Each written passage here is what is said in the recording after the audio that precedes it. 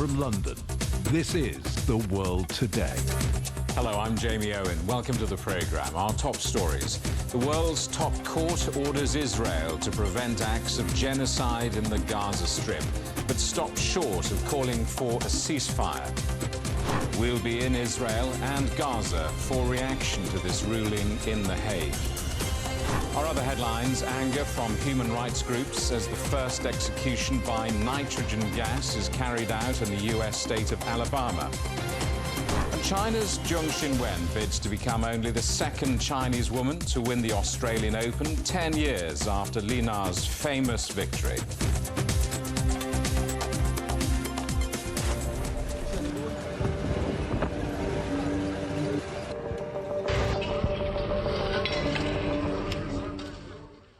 The International Court of Justice has ordered Israel to take all measures to prevent genocide in Gaza, but it stopped short of ordering a ceasefire. South Africa brought this case to the United Nations highest court at The Hague, arguing that Israel is breaching the UN Convention on Genocide by killing civilians. Authorities in Gaza say more than 26,000 Palestinians have now been killed since the start of this conflict in October. Israel has denied the genocide accusation, calling it baseless. Well, let's talk now to our correspondent, Stuart Smith, who's at The Hague. Stuart, what more can you tell us? The ICJ was asked to rule on whether it's plausible genocide is taking place in Israel. It said that is plausible. It was then asked by South African prosecutors to make a judgment on, because of that, whether any preliminary measures should be taken. South Africa suggested 9, including the main one, a ceasefire. That was not granted, but the ICJ did say another set of preliminary measures must be undertaken by Israel under its obligations under international law. It said that, for example, it must take every measure possible, the armed forces of Israel, to make sure its soldiers are not engaged in genocide. It must provide more humanitarian aid to make sure that the residents of Gaza are not severely impacted by Israel's military operation. It must also, and this is what one lawyer after the ruling said was most interesting to him, prevent and punish statements which have been inciting statements that could be interpreted as genocidal. Now, the lawyer who I spoke to, who's experienced at international law at this level, said that that could include statements including and up to Prime Minister Benjamin Netanyahu of Israel. So it'll be interesting to see how Israel reacts there. Finally, the ICJ said that there must be an attempt to prevent any evidence that could link Israel's actions to genocide from being destroyed. That's in relation to the fact that this court case, South Africa versus Israel, is still now ongoing. Stuart, so just talk us through the process. What happens next? So this was a ruling in just 2 weeks, which for these kinds of cases is very rare. But the urgency meant that the 17 judges were able to come to a preliminary decision in just 2 weeks to issue these preliminary measures. But the case itself is due to take years, probably, in order to provide all the evidence for the potential for genocide and for the court to go through that evidence. So that case will continue. At the same time, there is still the option that this may end up with the United Nations Security Council, the only organ that can enforce any of the decisions the ICJ has made on Friday. And if it does end up there, we have the same discussion as before. Which of the Permanent Security Council members would endorse the ICJ's position if Israel decides not to take this ruling by the ICJ and implement it? Stuart, just a quick one. What's the shouting going on behind you? These are the pro-Palestinian protesters. About 400 of them, I would suggest, are here. When we were here earlier and the ruling was being made on the big screen by the judge, there was initial confusion about what exactly that's meant. But now it's clear there is no ceasefire. They are renewing their calls for a ceasefire. The Israeli protesters certainly pretty happy on the whole about this, despite the fact it clearly does denigrate the Israeli military operation for being too violent towards the residents of Gaza. Stuart, thank you for that. Our correspondent Stuart Smith in The Hague. Well, this case was brought to the International Court of Justice by South Africa. Let's talk to our correspondent, Yolisa Namjela in Johannesburg. Yolisa, what, if anything, has been the reaction from South Africa to this Hague ruling? Look, many South Africans were expecting no less than a complete ceasefire, calling by the judge. So there's been somewhat subdued celebrations. Many South Africans have been following this case quite keenly. As a result, today in many areas, there were screens, big screens, where people gathered to watch as the court was delivering the judgment. The governing ANC put up screens in many townships. Palestinian organizations, activists, put up many screens around, but when everything was finally delivered, you could see that there's a lot of disappointment. But at the same time, they are saying this is victory somewhat for Palestinians. Now, you'll remember that South Africans are very keen on the politics of Palestine and also are very... they sympathize and empathize with Palestinians because, you know, South Africans, especially the majority of South Africans, had apartheid, with many of us here in South Africa being segregated by the laws of apartheid. So you will find that many times, for instance, many people quote the late former President Nelson Mandela, who once said that our freedom is incomplete without the freedom of the Palestinians. This judgment was not universal, was it? Uganda's judge voted against this ruling, even though the judge from the United States and the judge from Russia voted together in favour.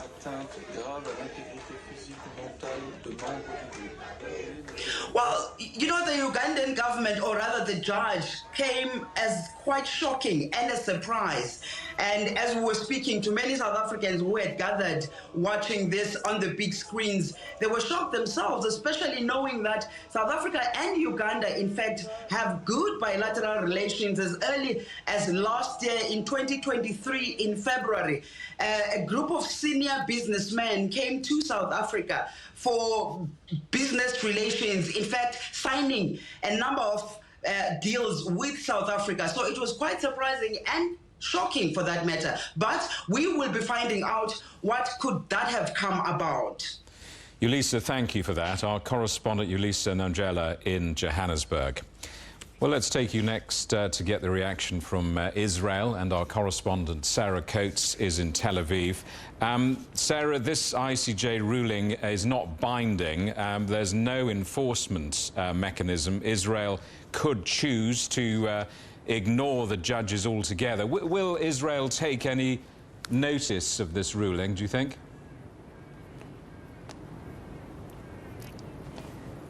Hello there, Jamie. Well, look, that is yet to be seen. The Prime Minister, Benjamin Netanyahu, he has only just issued a statement, a video statement, calling the ICJ a disgrace, saying that Israel is fighting a just war like no other. Now, before he could actually get this statement to air, he asked his ministers not to make any public comments until his official line was out. But look, that didn't stop the far-right National Security Minister, Itamar Ben-Gvir.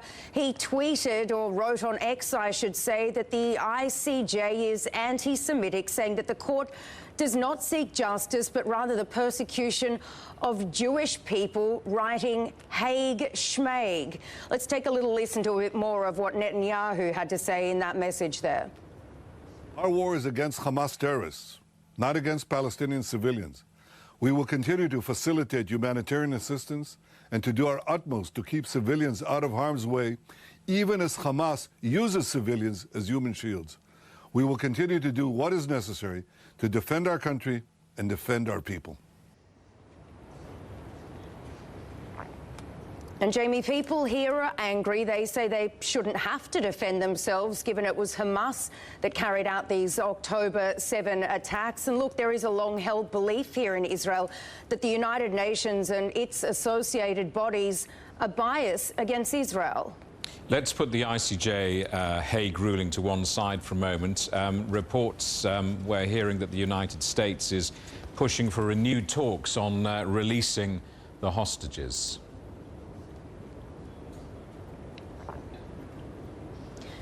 That That's right. Well, we do know that the Mossad chief, Barnea, is also meeting with the CIA chief, Bill Burns, and Qatar's prime minister, along with the Egyptian spy chief. That's expected to happen in Europe somewhere this weekend. Now, what we do understand is part of this potential deal, or part of these discussions, is a potential 2-month-long pause in fighting to get these 130 or so captives out. Now, from what we understand, according to the outline of this, is for every Israeli captive, there would be around 100 Palestinian prisoners released. But look, it's certainly going to be very difficult to get these people, to get Israel and Hamas to agree, because one of the stumbling blocks, Jamie, that we've seen time and time again is the actual end to this war. Israel says that it will continue its operations in the Gaza Strip, saying that it will fight until the end and there will be no ceasefire. But on the other hand,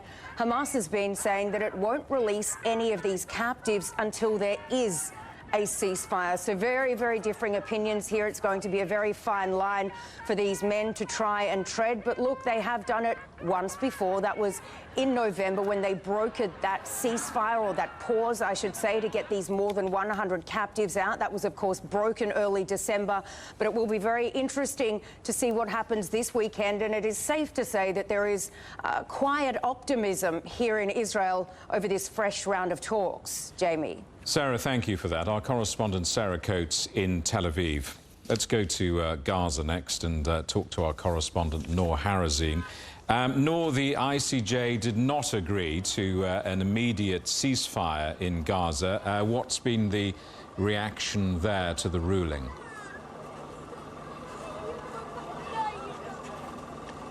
Well, it is actually like mixed feelings here on the ground among citizens in Gaza. They are happy about the significant orders from the International Court, but at the same time they are disappointed because they were thirsty for a ceasefire. This is what they actually wanted. It is a promising beginning. It is some sense of justice for the Palestinians. But what people here actually on the ground, people on the ground want is a ceasefire now, a truce between Hamas and Israel. They want to actually feel that something is changing here on the ground. They want to see and feel changes, especially after, I mean, we were talking about 112 days of the Israeli operation on Gaza. We're talking about more than 1.5 million people. People want to go back to their homes. We're talking about more than 26,000 Palestinians that were killed. 70% of them are women and children. So these numbers are already very big, and these numbers are actually enough for the Palestinian people to reach a ceasefire. That's enough. That's what they want to feel and witness here on the ground in Gaza. Especially today, we're seeing a big number. I mean, we're talking about tens of thousands of Palestinians that are fleeing. They are forced to flee their homes in Khan Yunis to Rafah. So the humanitarian situation, the pressure on the people, the struggle of the people is getting harder and harder each day. Noor, thank you for that. Our correspondent Noor Harazin in Gaza. Well, let's talk now to Michael Becker, Assistant Professor of International Human Rights Law at Trinity College in Dublin. Michael, welcome back to the programme. Good to see you. Will this ruling change anything? I think that it certainly can. It was really interesting to hear your correspondent in South Africa say that the mood there is subdued, that this doesn't feel like the victory they were expecting. I think that the South African legal team should feel very good about this result. Because the court, I think, it made a very strong statement about its deep concern with the humanitarian situation on the ground, the ongoing loss of life. So will it make a difference? I think it will, even though we've heard that Israel is rejecting the ruling, is disavowing the court, attacking the court's legitimacy. Public statements like that don't always measure up to what's actually going on behind the scenes. So I think the fact of this order, the fact of what the court has directed Israel to do, which, yes, it's difficult to enforce, but it is formally legally binding. I think that this will, behind the scenes, have an impact on the way that Israel organizes some of its behavior, both in terms of fighting the battle in Gaza. I think it will have to proceed on a more constrained basis, lest it be adding to the evidence of what could be acts of genocide. And I think this will also light a fire under Israel to do a lot more to make sure that humanitarian assistance isn't impeded. It's a testing moment, though, isn't it, for the ICJ? And come to that, many international institutions, they rule, they speak, and then the world waits for something to change, for them to be impactful. That's undoubtedly the case, and it's very easy for the hopes or aspirations that people might place in international institutions or in international law itself to be disappointed on a regular basis, because we want to see immediate responses, immediate results. But that's not really how it works in practice. That's why it's so important to understand that this legal case and this particular decision, which is just one part of that case, has to be understood as part of the broader political process here, this political ecosystem. So yes, we know that the U.S. is pushing for a resolution on the hostages issue, but that also links in to talks going on about, can some kind of ceasefire be arranged? So the fact that the court didn't go there, they didn't order Israel to completely suspend military operations, I didn't think that was surprising at all. I didn't expect the court to go that far. But what the court has said here can provide additional political pressure for all parties involved here to move things in that direction. The problem is that it's often hard to see the direct cause and effect between what an international organization or what an international court may do and those actual results that may come about after some amount of time. Michael, good to talk to you. Thanks so much for coming on the programme. Michael Becker, Assistant Professor of International Human Rights Law at Trinity College in Dublin. You're watching CGTN. Still ahead, a convicted murderer is executed using nitrogen gas in the United States. The first such method since lethal injections began there 4 decades ago.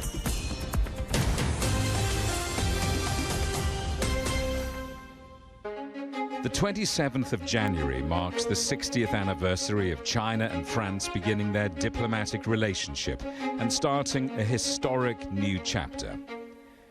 We'll be covering the partnership in detail with week-long special coverage and meeting the bridge builders who have dedicated their lives to strengthening ties between the two countries. China-France 60 years, beginning Saturday, the 27th of January, on CGTN.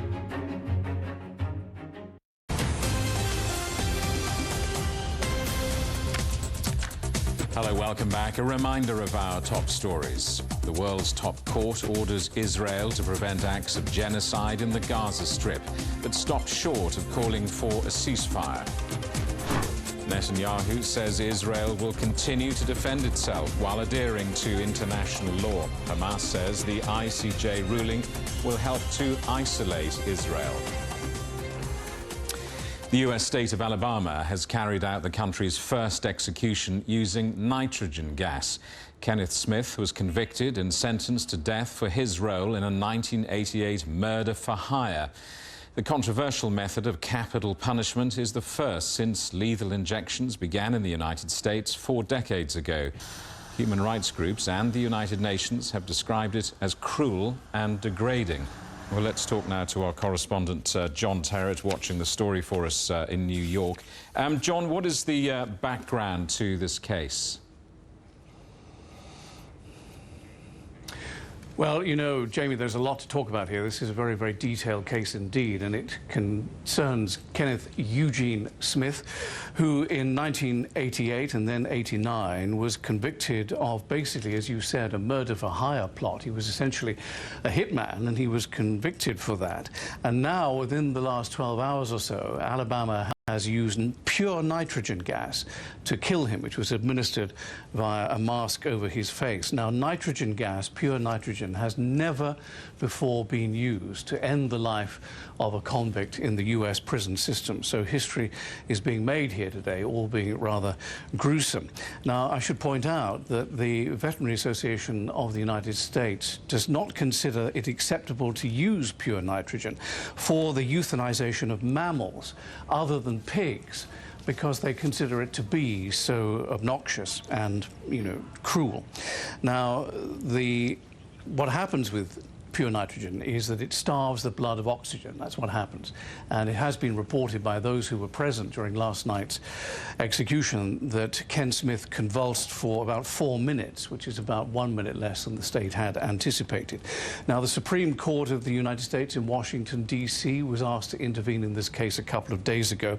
Lawyers for Ken Smith asked them to pause the execution on the grounds that the use of this pure nitrogen was a cruel and unusual punishment. Well, the Supreme Court in Washington, D.C. denied their application.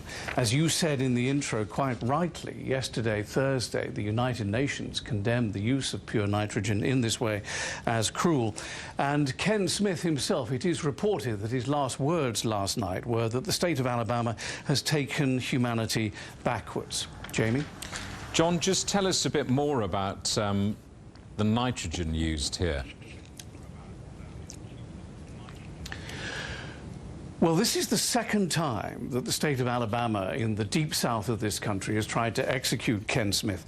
In 2002, they had 3 very, very high-profile failures with the use of what is more normal in these situations in America, the use of a lethal injection. Now, what happened was the workers whose job it is to administer these drugs couldn't get the drugs into the IV, they couldn't get the IVs into the veins of the convict. Now, one of them finally did die. They took a long time to do it, but he finally did die, and because of that, the family is suing the state of Alabama because it took so long. In the other 2 cases, including Ken Smith's, the executions were called off. So they did not happen. Now, Smith's lawyers then went ahead and won a case that prevented Alabama from executing him again using lethal injections. So what Alabama did was to turn to an alternative, which is this pure nitrogen, and that was their fallback. Now, it's nitrogen hypoxia. It is not nitrous oxide, which is laughing gas. The spiritual advisor for Ken Smith, Jeff Hood, said they did not know what they were doing. And of course, this use of nitrogen gas is very controversial and will continue to be so. Jamie? John, thank you for that. Our correspondent John Terrett in New York.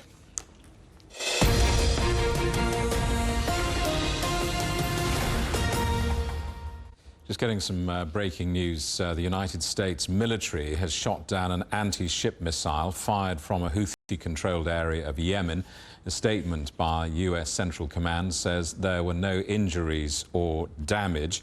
The U.S. launched a campaign against Houthi forces in retaliation for attacks on Red Sea shipping routes in connection with the Israel-Hamas conflict. And we'll bring you more on this story as we get it.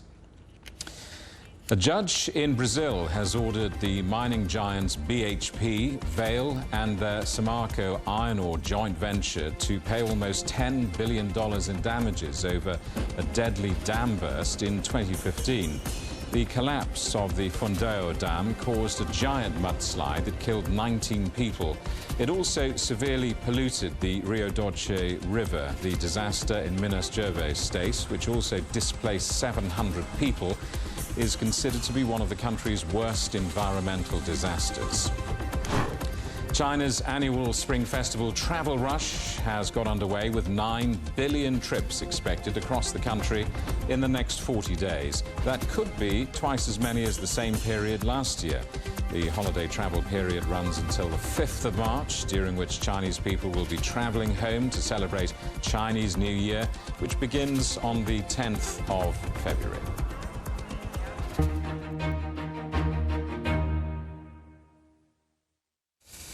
Saturday marks the 60th anniversary of diplomatic ties between China and France. Pascal Lamy is the former Director General of the World Trade Organization and ex-EU Trade Commissioner. Juliet Mann has been talking to him about the significance of the first major Western country to recognize the People's Republic of China. Well, I think it's important because looking back, it was the beginning of a new era.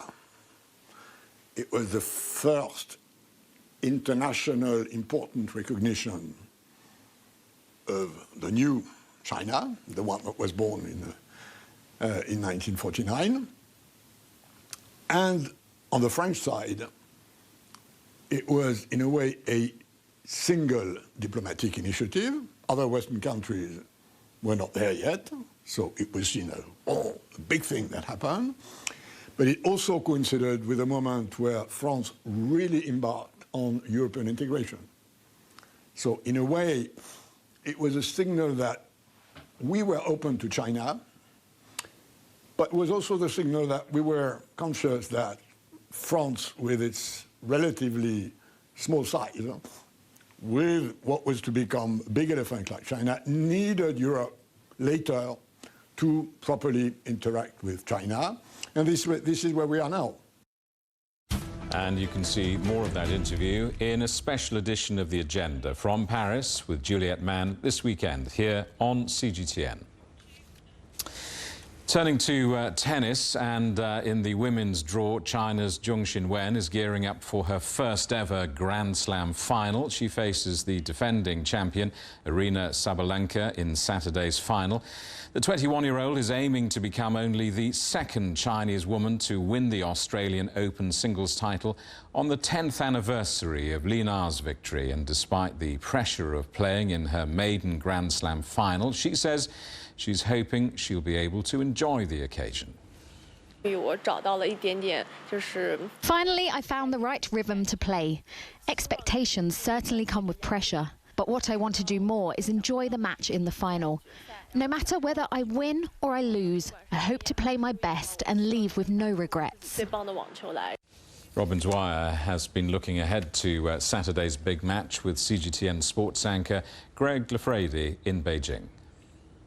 Well, it can't be underestimated, but it certainly has happened before. Of course, a decade ago, Li Na was winning the Australian Open for her, one of her 2 Grand Slam titles. So this is really coming at a nice time, a decade later, that Zheng Qinwen is back in the final with a chance to emulate her idol. It is still massive for Chinese tennis because in that intervening 10 years, or in the last time since Li Na retired, everybody's been looking for the next Li Na, and perhaps we have found her.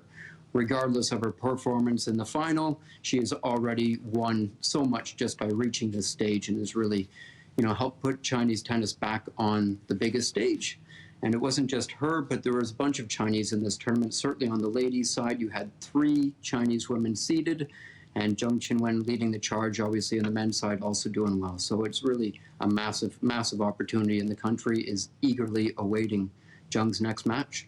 So what's support for her been like? She said she felt like in the stadium it was a bit like playing in China because of the level of backing she was getting. How's it been for her? Well, as you said, it's been tremendous. There is no shortage of Chinese in Melbourne, and I'm not sure how many people perhaps have also traveled to follow her and show their support, but tennis fans are avid, and there's really a tremendous outpouring for her. And again, for the other Chinese that were in the main draw there, I know other players have said the same thing. And obviously, as Zheng continues to go further in the tournament, all that support gets concentrated on her. So she has had just a wonderful outpouring of support, and that's going to be one of her advantages in the final. I think that the stadium is going to be on her side tomorrow night, despite the fact that she's playing the defending champion in Belarus's Aryna Sabalenka. I don't think she's going to have the same kind of support that Zheng will have. Also, Australians, probably not so unbiased, but they do love an underdog there, and Zheng will certainly be the underdog against the world number 2. And that is The World Today. Thank you for watching. We're back with more news at the top of this hour. Coming up next, it's World Insight. For now, from all of the team in London, it's goodbye.